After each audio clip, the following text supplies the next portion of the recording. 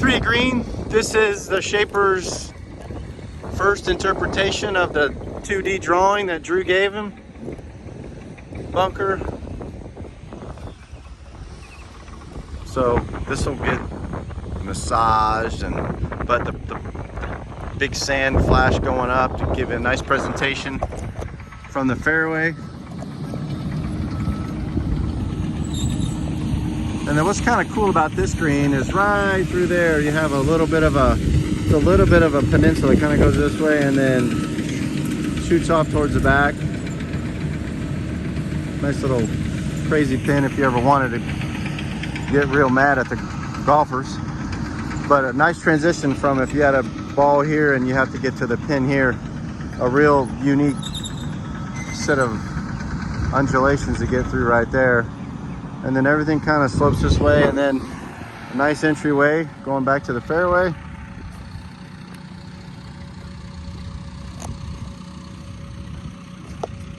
Nice big greenside bunker here.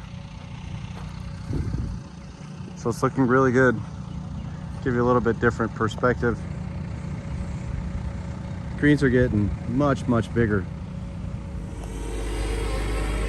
That pipe down there, I don't know if you can see it, but that's the bell end of the pipe. That's a 16-inch ductile iron pipe that carries the reuse main line. So it goes over here next to the lake and turns and goes that way, and right over in there was our water connection point. You can actually see the purple pipe. That's the reuse water connection. And we have found out that it is in the way. So on Monday, Tuesday, or probably Wednesday of next week, the plan is to reroute that reuse line. So we got to do about 300 feet because the new lake kind of comes out kind of in this neck of the woods. It comes out and curves and turns back in, right? Because 5 green, let's go on the other side there. 5 green is coming up into this neck of the woods. It's moving this way. So the front of the green will be somewhere close to that little patch of dead grass. Way in the back, that one way back there. And then the lake comes up, and then there's a big bailout area around here. But we gotta get ready to expand the lake, which means we gotta move the reuse line. So a lot to do to get ready to build hole number 5. This is hole number 2. So you can see the nice greenside bunker there. So took all of these bunkers and kind of combined them into one really nice one, and then you got the big flash face down there on the end. So you can really have a great presentation. The screen got really big in the back. So it expanded out to this side and expanded out to that side. But one of the really cool things, sorry about the wind noise, I'll talk a little louder here. One of the really cool things that Drew did was all of these little mounding areas over here. And all of this will be all approach cut. So the approach cut goes all the way around the bottom of these mounds and ties in around the back of the green. So all of this will all be approach cut. So even right up here though, you have a nice big flat section. Not everything bails off real hard. Harley approves. She's out keeping an eye on the project. But the approach ties comes in and ties way in around the back. Really cool. So they have a little bit of a mound here. That's gonna get softened a little bit, I think. And then hauling in a little bit extra dirt to bring in, kind of soften a little bit of these features. And then this area in here probably will be a large, kind of was thinking, large little waste area to give a little bit of separation between the 2 holes, but you don't have a lot of ancillary trees in the way, just to plug up space.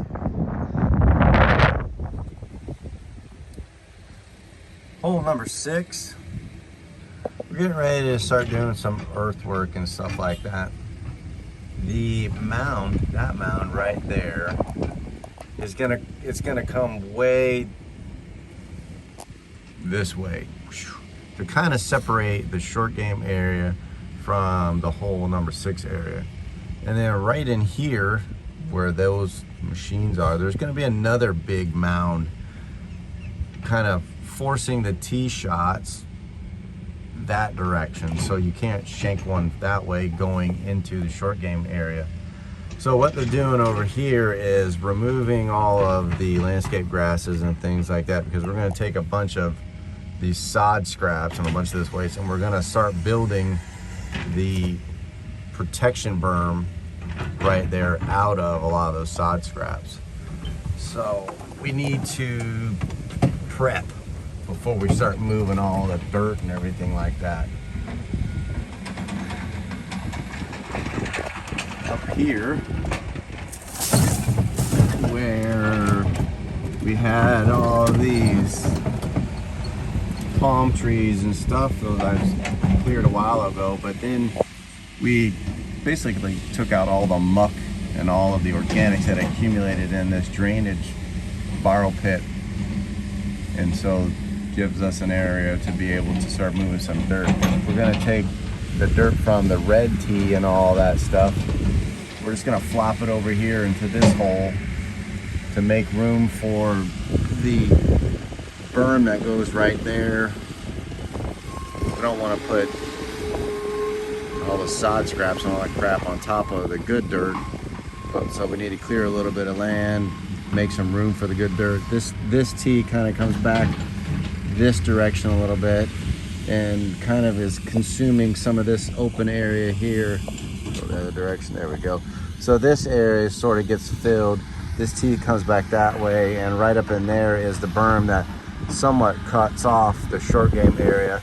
And then the cart path will come up this way and jet between the two mounds so that we can traverse our way over to number 7. And then in the back there, you can see they have been piling up fill. This is all dirt coming off of hole number 4 and the berry pit that we had up there.